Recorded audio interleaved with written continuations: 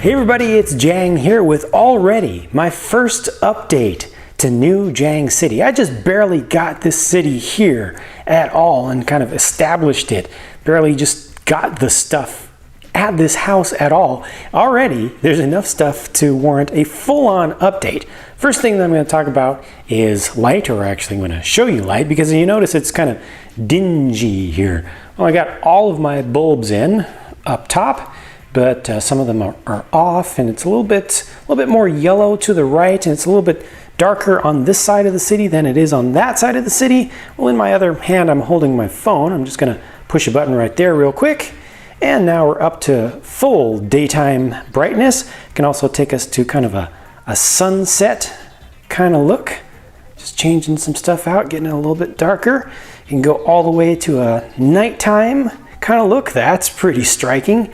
Can take it to a full blue, what I call a midnight look, and you can even do some scary stuff, some just strange things, just for the sake of having different colors. But for this video, I'll just go ahead and leave it on full brightness. But that's something I've been looking forward to for a long time, getting that all set up like that.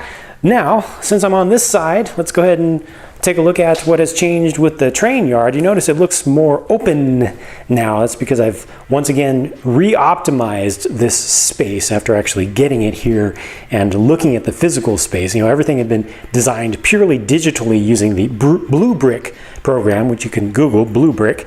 It works great. But I've gone ahead and done some changes, which just opens up a whole lot of extra space. The entire goal of the train yard area here is just to fit as many cars as possible. It's it's not going to be pretty. You can see stuff going all kinds of different directions, left-hand, right-hand switches. It's just the way that it is. But you notice there's a bunch more space, even though I'm using the same number of cars, and the same amount of rolling stock is actually down here. So that's a tremendous improvement, because I want to make lots and lots of trains, lots and lots of custom trains, 100% custom. It's very important to me. The whole train thing has been critically important to me since I first came up with the idea of getting into the Lego City business at all. So that's good for me to have more space. And I've moved the police train. That's the one thing it was over here. I've moved that out, and that has gone to a new location over by the police station.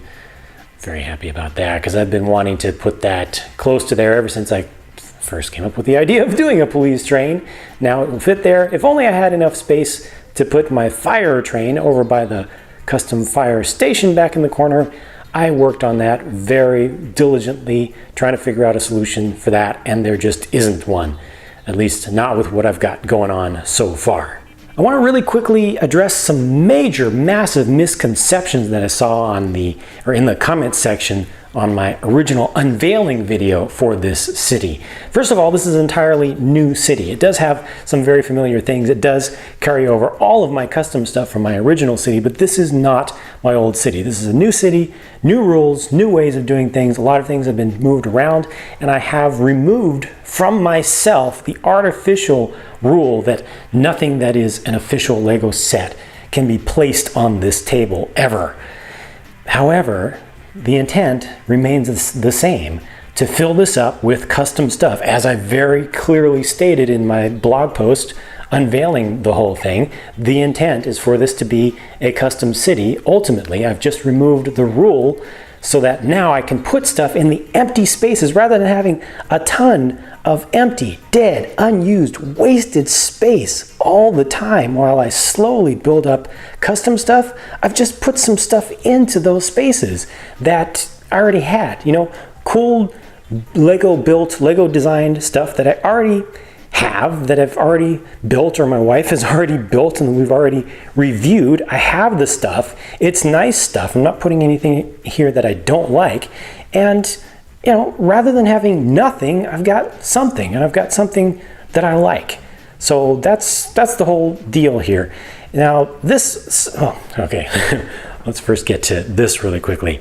Some folks saw this and said, this looks bad. Well, yeah, it looks temporary, because all I did here was put down some base plates and then put down all the stuff that I had for my Planetary Defense Force base. I just set it on the table. This is not my Planetary Defense Force base. I don't understand how anybody could possibly think that I would consider this to be final in any way. This is just a bunch of stuff sat down on the table in the general area where it's ultimately going to be. But this is going to be a base. There is no base here.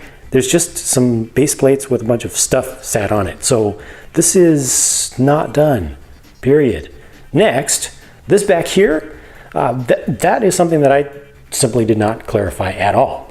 I will let you know now what this is all about. This entire section, everything that you see on camera right now, base plate wise, is a staging area. It's all temporary. This is a seasonal area. Since I don't have a pure Lego set city, a pure, well, what was called Melon Bee before, to display whole themes and such, I reserved this area back here, including the road space. So I could move the road over if I want to. I could remove that road if I wanted to open this up and have even more space. But this is space where I can put pure Lego sets and set them up, you know, entire themes on a seasonal basis. So if this was 6 months ago, you would have seen all the Arctic stuff just kind of temporarily staged over here. And coming up this summer, we're going to have some deep sea exploration stuff. I'll be able to put some of that here if I need the space. We've got Jurassic World coming. I can put a Jurassic World installation over here in any kind of way that I want.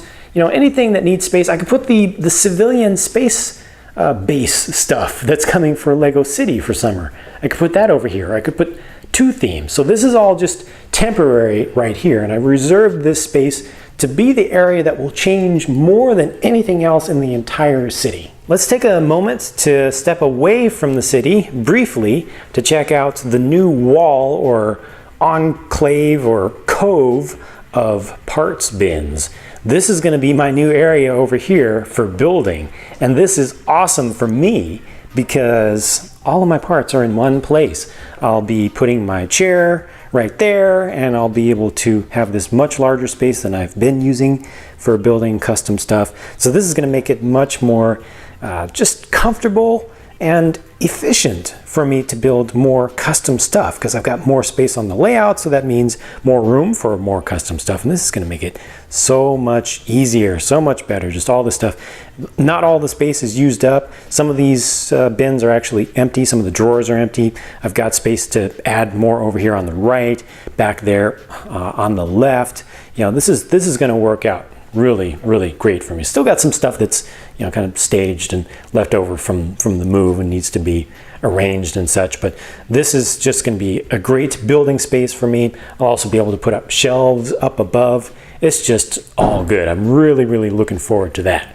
Back at the city, I did mention before very clearly that I was going to put the half table in the center here. That is going to happen. It has not happened yet, but it will happen. And, you know, just the continuous theme for this whole thing is nothing is done. This is a work in progress. I've just gotten started on this city, so still a ton of stuff to be done. I also want to clarify one thing down here, because this is a little bit awkward with the little marina area and then the train tracks right next to it. The train tracks are going to be elevated just a little bit on this side. It'll allow me to add a little bit of texture around here, a little bit of terrain, a little bit of girdering or something like that. And this is going to have some kind of a lift bridge or a drawbridge, a very small one in here, but that's how the boats will be able to get in and out. It'll be a little bit tough to mechanize that, just given the small space and the small amount of overhang or space that I have to the side of to the outside of the rail here. But that is the intent right there. Now, while we're in this corner, I mentioned before 2 videos ago that I had at least two big, major, massive, game-changing announcements to let on.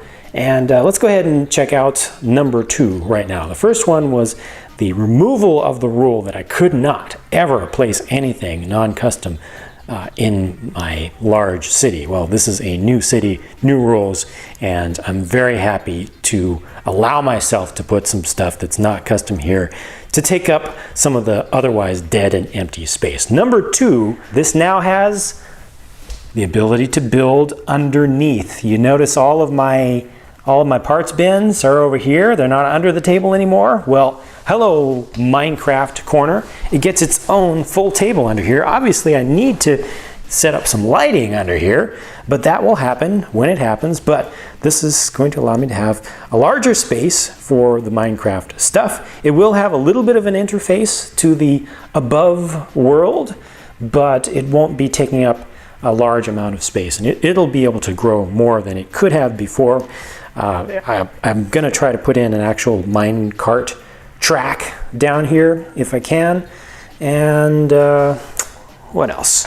Oh yeah, right now you're pretty much looking at just a regular overworld area, and stuff is just, again, temporary. I just sat this stuff here. It's just sitting there. It's just placed, just have it placed somewhere. But the arrangement will probably change. I'll be able to do more terrain, and I'm also going to leave open the possibility of adding a nether world also, because I can add another table or two. I want to put just one more table in there and then kind of have a border between the two to represent two different planes of existence. So you'll be able to go and see the overworld kind of Minecraft stuff, and eventually I hope, that's currently the plan, to have at least a small, maybe not that large, but at least a small nether world. I'm not going to do the end also, at least that's not in the plan. The end is just too boring looking, but the nether, I can at least do a nice nether fortress down there and stuff, and